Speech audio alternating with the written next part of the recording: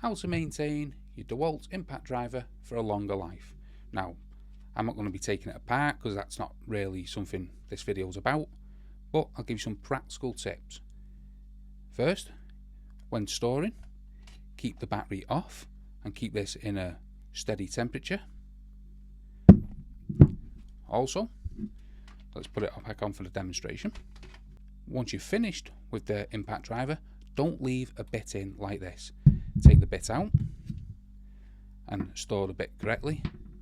Spray in a little lubricant, especially if you've been in different weather conditions, and spray in and around the chuck area, and then give it a backwards and forwards spin. So use the backward and forward motion.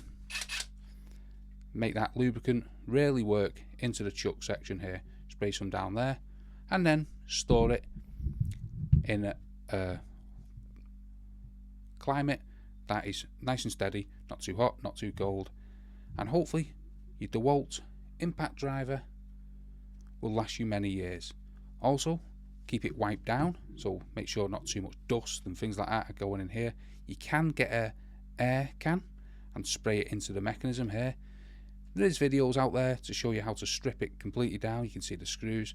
However, I don't think that's a basic maintenance for your impact driver. Just keep it wiped down, spray any dust out, and keep it stored and lubricated in a location that is suitable, and it should last for many years. The tough pieces of kit, and kept responsibly, just with some basic care, they should last you for many years.